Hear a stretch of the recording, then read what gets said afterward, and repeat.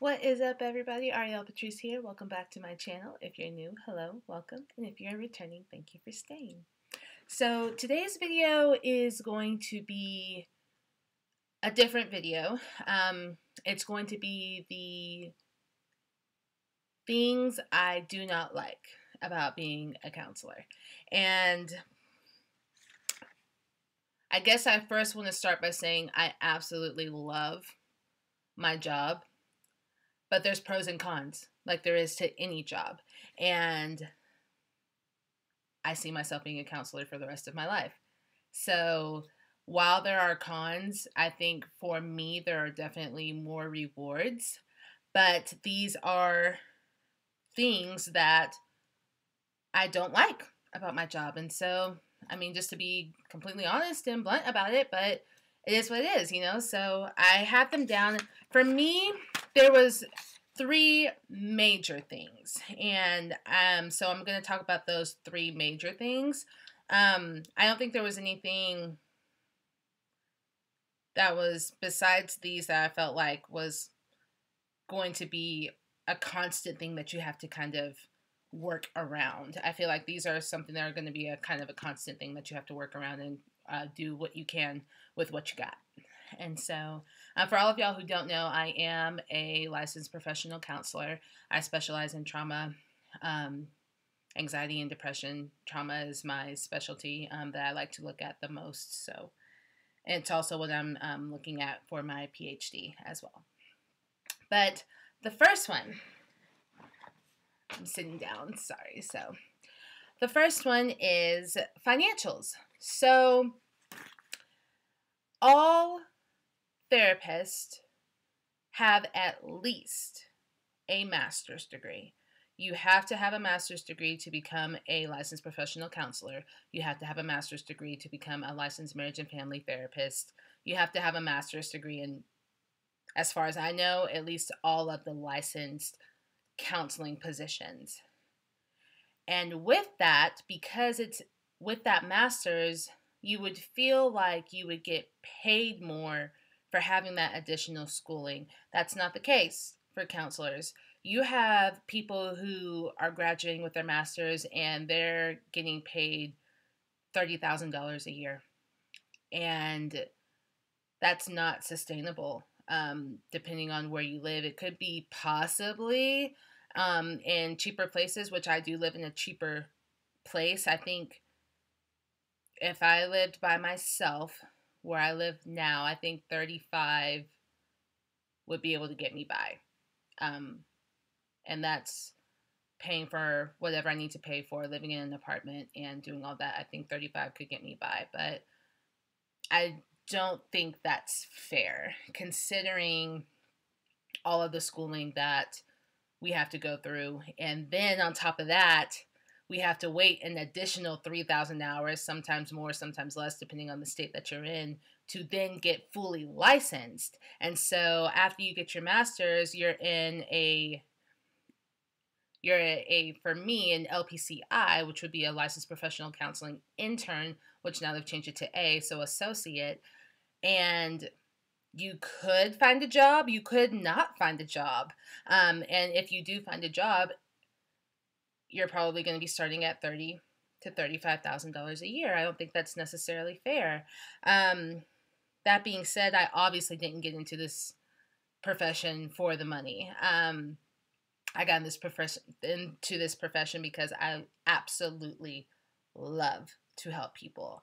And I love to help somebody live in a fulfilled life. And if I can contribute in that way, great. That's fine. And so kind of to add to my financials, I do private practice. Private practice is a great way to make more money. And because you can set your rate for what you want it to be, and you can put as many clients or as little clients as you would like to. And so that's a good supplement to financials that I would make at the place that I counsel now.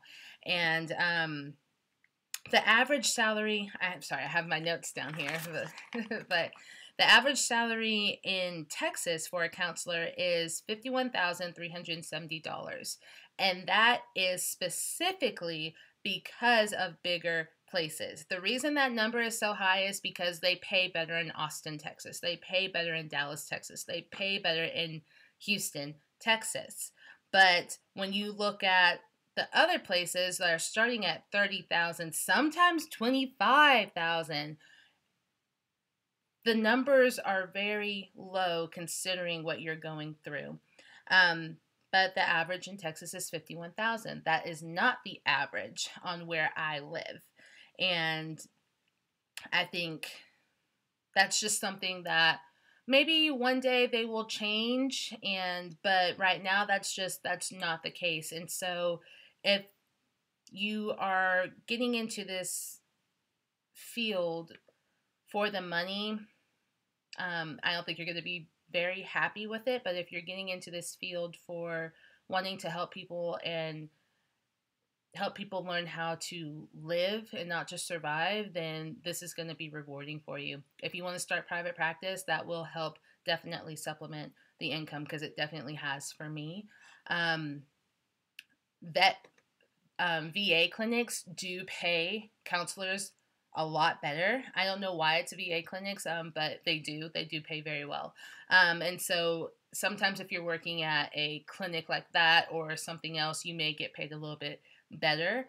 But a counseling center or a counseling position at a school or a university will not pay as much as you think it might.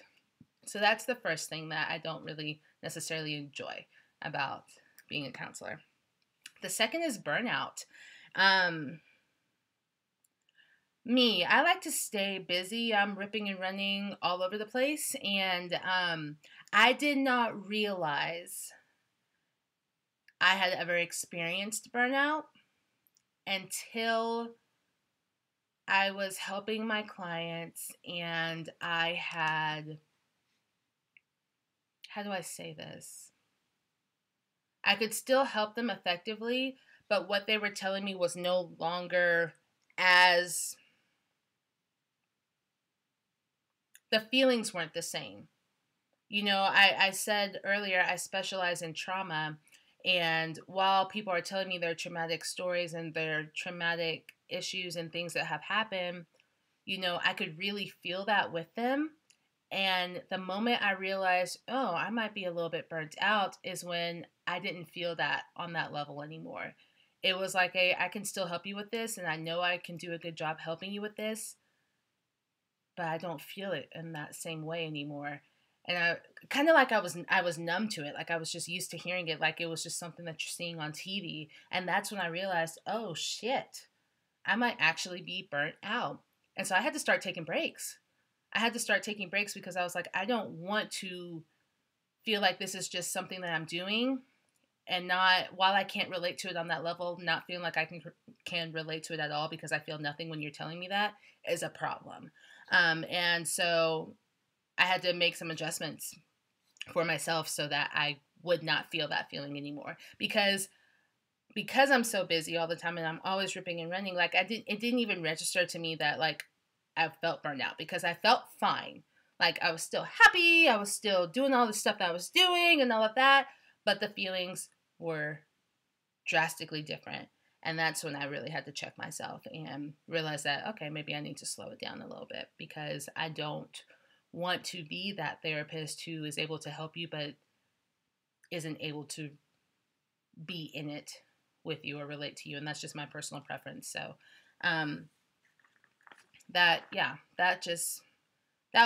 that's something that I don't like. You can get burned out really quickly, and sometimes if you don't recognize it, then you just kind of fall into doing your job and not being able to really relate with the client, not being able to feel how that client is feeling with you. And that's something that you just kind of have to check throughout your career as a counselor, because it's very much easily can happen at any time. Which kind of gets me to the last part of what I don't like about being a counselor. Being a counselor is a lonely profession. And what I mean by that is I can't talk to anybody about what I do. I mean, obviously, yes, you have your coworkers and all of that, but I can't talk to anybody about what I do, what I'm helping people with. Like, I can't talk about it. I can't talk about it. So I'm left to process that on my own, which kind of leads more to like the burnout that I was talking about in my second topic. But I think that's the part that sucks the most. Like, it's so rewarding being able to help people. It's so frustrating knowing that after I'm done, I just go home and I have to kind of vent it out to myself and process it through it by myself. And can't talk about who I'm helping, what I'm helping them with, can't talk about any of that with anybody. And so that sucks, that sucks because you have to really just kind of roll with the punches and kind of get through it on your own. And let me be clear, therapists have therapists, okay? And so there's nothing wrong with that. We are people.